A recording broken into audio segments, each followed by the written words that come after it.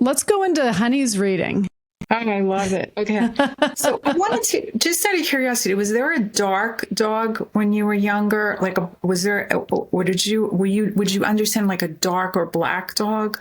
I mean, here's the thing. I grew up between my parents and my grandmother's house, and she had a dog that was, what's that? A lab? Was it a black lab? What was it? It was a, what was it called? A German short hair pointer. Okay, so that's what I saw in the spirit world around you. Okay. And I feel it. Were you close to your grandmother? Do you understand that? Yeah, very. Yeah. Because that dog is close to you too, because that love bond is always and forever. She loved that dog. Yeah. Yeah. And that's what came through right away when you started talking. Like, we're still around her. We protect her. Is your dad in the spirit world, hon? Yes. Okay. He's a big, huge influence. Like, yes. He takes a lot of credit. He's like, good. She's mine. She's doing, I raised her. And, he's like that. And I said, thank you. I'll let her know that you're around. And you feel him all the time, he said. And you've dreamt about him. Have you ever dreamt about him in particular? He helps me with my readings every day. Totally. My dad too. Yeah. So I talk to him 5 days a week before I start readings, and he aligns the energy of the dead for me, turns up their volume and focuses their energy. So yeah, I'm regularly communicating with him. Yeah, because he's taken full responsibility of all your strength and your warrior woman. Like, he just loved you, he so believed in you. Yeah. And that's a beautiful thing to have. We don't see a lot of women with great dads, and a lot of them that come to me anyway. So he was a fun dad. Fun and strong. Just like believed in everything that you did. Did you used to paint a lot? I know this is a Honey reading, but no, I know. My dad painted. He was an oil painter. Okay, thanks, because he's showing me a lot of paints. Yeah. But did you finger paint next to him? I finger painted at home. I did a lot of little art projects as a kid. I was into that. I just wasn't good at it. But my dad, after he passed, God bless him, I went through his closet and he had a lot of oil paintings of ex-girlfriends. Wow. Yeah. Oh. He was a professional ballroom dancer. Okay, but he was a good painter too. Yeah, he was actually very good. Really good painter. So Honey comes in. I'm just going to open Honey's picture again on my phone. Yeah, you can show it. I don't mind. It's fine. I'm looking at the pictures. Great photo of Honey. I think this is my favorite photo. This one. Oh, yeah. I mean, it looks like I'm posing. I get paid for this. So I journaled. I got her photo yesterday and I started journaling. And what I do this occasionally. I like to write. And she's really, really talkative and with a huge personality. Yes. Like, a lot of animals don't have, well, they don't all not have huge personalities, but I find a soul is a soul. So when I talk to an animal, it's like talking to a dead person. There's no difference. Mm-hmm. I've had mediums ask me, it's the dead people that are showing you the animal and they're telling you about the animal. I'm like, no. I've always talked to the soul of the pet. Mm-hmm. And so she comes in and she says very strongly, I am love incarnate. I adore my mom so very much. I miss my mom when she's gone, and I could get somber and things can get a little hairy. Yeah. And she said, like, I can rip things, plants, cords. Have you ever known her to like get in the corner? Like, I see her standing in the corner. If she doesn't like to be left. I can promise you that. And she says, I do love, she loves your husband. She loves you. Don't get me wrong. No, she loves Joe. She loves Grandpa. She calls him Grandpa. She calls him gentle Grandpa. Yes. And she said, I am the first grandbaby. So is she the first? Yeah, she said, I'm the first grandbaby. And I am told this. She said, I've been told that I'm the first grandbaby. She said, I love Mama's mama. What does that mean? I said, oh, that's you. That's me. Yeah. I loved my mom as much as my mom loves her mom. She goes, I love my mom as much as, and she said, I see her dad in the spirit world. So she's connected to your dad in the spirit world, and he's responsible for her still. She told me that before you even, I'm reading this because these are my journal notes. No, it's great. And in many ways, I have cursive writing, and sometimes I can't even understand my own writing. In many ways, she's talking about your dad, very powerful. And there's one baby that visits in the spirit world, a child that visits in the spirit world. I don't know who that would be connected to. I had a tooth, 1 to 2 teeth. Has she had her teeth pulled, or did she have a tooth issue? Would you understand that? The vet had wanted to do a deep cleaning, sedate her, and put her under for her teeth, but we told him not to. Okay, good. I would say don't do that. Right. Thank you. That's what I said. Yeah. They don't really need it. I mean, No. Well, I'm going to finish your reading, then remind me to tell you about one of the first readings I had, the Maltese Beverly Hills dog. Okay. Because that'll be a good one for you. So she says, I like people food because I am a person. Do you know, has she ever eaten anything people? She said, I don't like going to the vet. She doesn't. No, she doesn't like going to the vet at all. Loving people food. She sits there while we eat and waits for us to offer her some. But then when we put it down, she'll walk away. Okay. She just wants to know she can get us to do it. Okay, that's good. She doesn't like the vet at all. And she doesn't like the vet that your daughter likes, just so you know. Okay. We just switched. Good. I'm more of a solitude kitty with the vet issue. I want to be left. And then she said, except mostly around my family. She said, I kind of make it known if I don't like somebody. Oh, yeah. Yeah. Big time. Mm-hmm. I stare at them. Yeah, she does. And she doesn't go to them. Right. And she said, but I do like creatures. She said, I like creatures. She does. I like mice. So I don't know if she's seen a mice or has pet mice. And I hope very not. loving towards Joe. What? I said, I hope not. I hope she stands at Sophia's sliding glass doors, which is to the outside, and she watches the birds and the little animals hop around. Creatures. Yeah, she does. I don't think that she would actually hurt a creature. Right. She's very loving. Yeah. She is. When I was on with Joe, when he was checking the audio before, she came right in and she goes, I love Joe. I love Joe. He's the only one that can clip her nails. She'll let him. She won't let anyone else. That's huge. Yeah. So he's you got away with cats. I want to know. He's a cat whisperer. He just is. He's always had that. Yeah, he just is good with animals too. Yeah. Babies and animals, I would say. Yes. Do you have any questions? I mean, I could go on. I mean, no. I've just read. So the problem that we're having with her is that when Sophia leaves, Honey lodges complaints in many different ways. Mm-hmm. And she's angry with Sophia when she comes back, and sometimes takes it out on Sophia's roommate as well.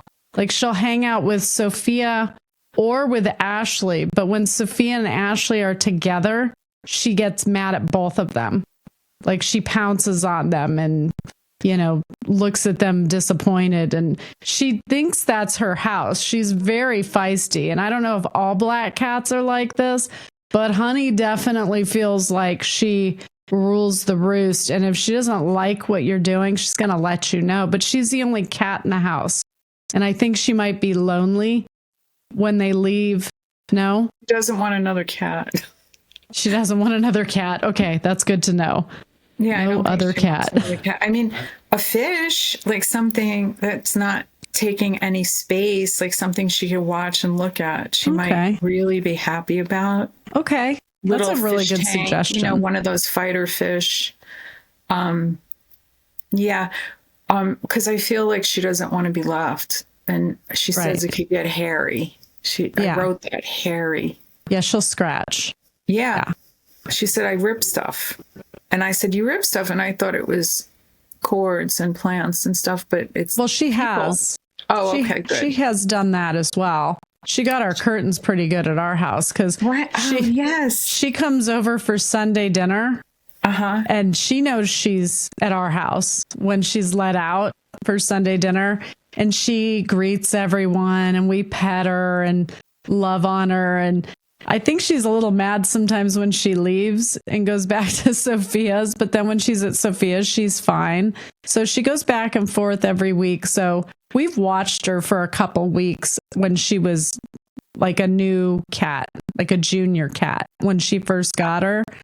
And I could feel how much she missed Sophia, and she grew attached to us then and then went back to Sophia's. I don't know if the back and forth is hard on her or not, but she seems happy when she's here. Loves it. No, she loves going back and forth. I think she's going to spend a lot more time with you, Allison. But I wanted you to know that the ripping of your drapes I was just being a cat. I wasn't being destructive. Well, she just was being You're pretty. right. She thought she was jumping up and just hanging on him and then went, fun. She said it was fun. It was so much fun. I loved it. Yeah. Sorry about that, because she's showing me nice material like silk or something. Yeah. Yeah, it was nice. It was fragile. Joe's laughing so hard. I'm sorry. He had a question. Okay. I think it might be something normal, but maybe not. She is a rescue, and she had to go on special food because she'd get like kidney stones. And so she's on her special food and everything, but sometimes she'll still pee like on beds, when they're gone. That's a huge thing to do. That's a commentary of itself. Okay. That's not like, I don't feel good, I'm going to pee on the bed. I'm pissed, I'm peeing on your bed. That's what I thought. Yes. Yeah, she's very in charge. And she wants everybody to know that at certain times she doesn't like everything.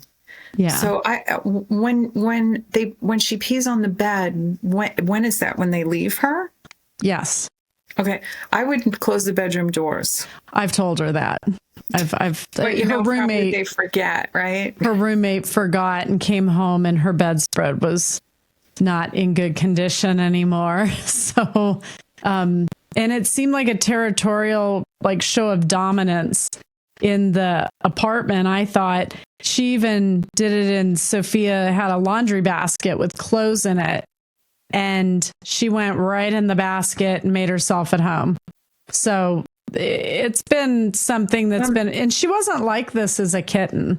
She was very lovey, very cuddly, and she turned into a teenager and just became sort of a hellion, really. Joe's laughing. She just is. A lot of it too. Sometimes it's like a female teenager. It's like the same thing, and then they get through that. But I have to tell you, your daughter's roommate's a little afraid of her, and she knows it. Yeah. She said she feels that fear in her, and she kind of takes advantage and being cheeky. Okay. So I'm writing all this down. She said she's not, well, you'll have it on your podcast, but she's saying that she wishes she wasn't afraid of her. Maybe she could not be afraid, but I said to Honey, well, if you've hurt her and pounced and scratched her and gotten her frightened, it's going to be hard for her to trust you. Mm-hmm. Yeah. And she said, she just looked at me and she goes, kind of like, okay. Mm-hmm. I'll take that into consideration. Yeah, but she's trying to be better, but she likes coming to your place.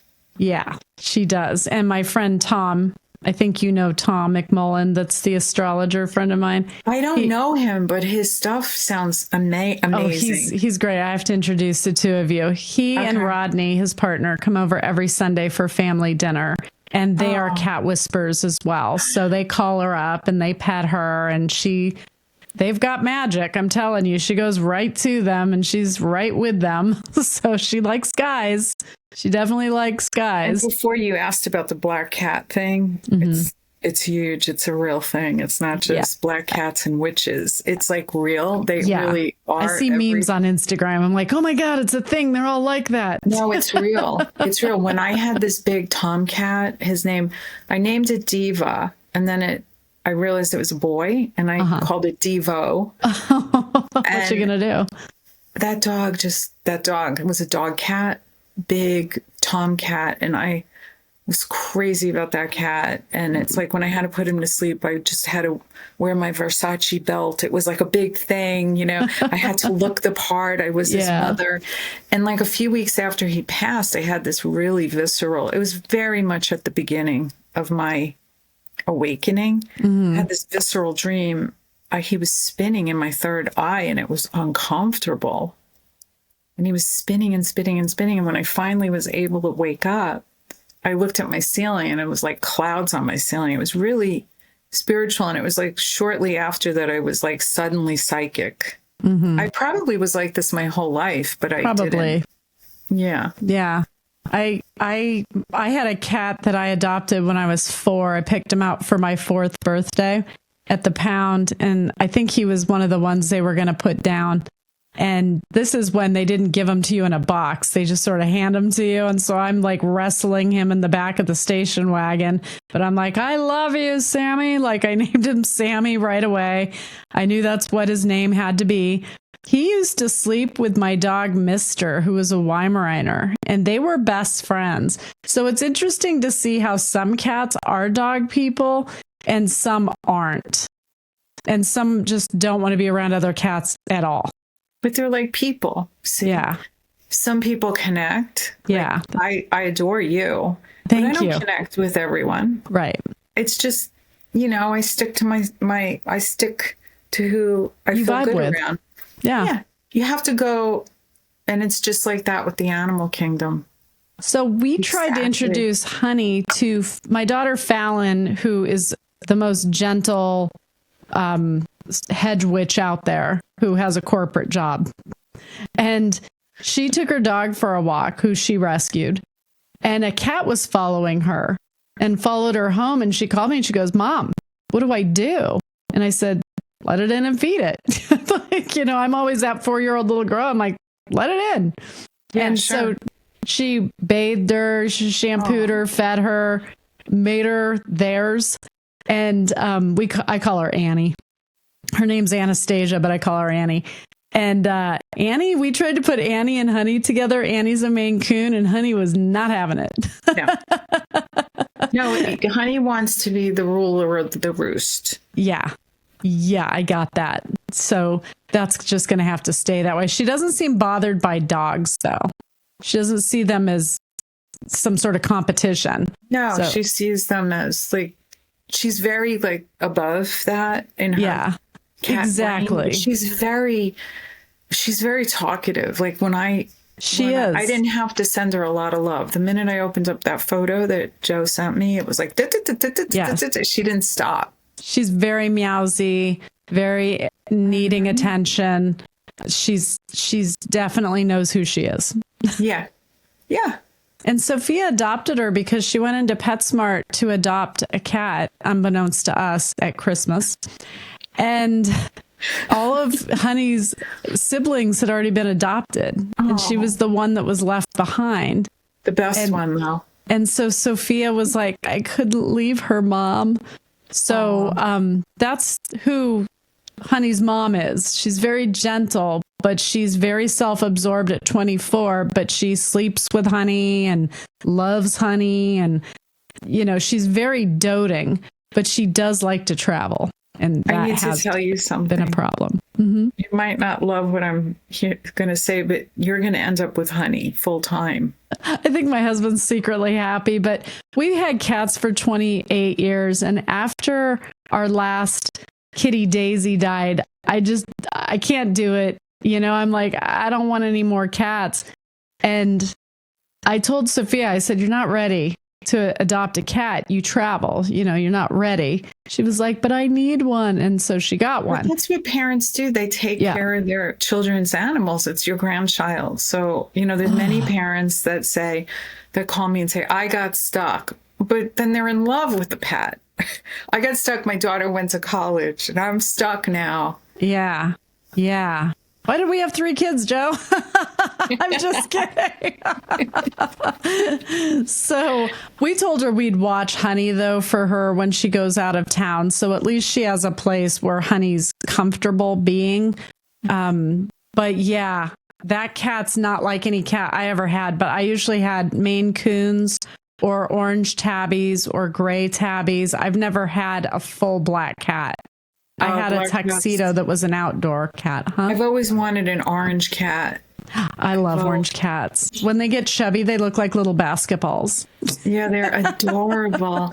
But when you said, why did we have 3 kids, Joe? I literally heard your dad say, the best is yet to come.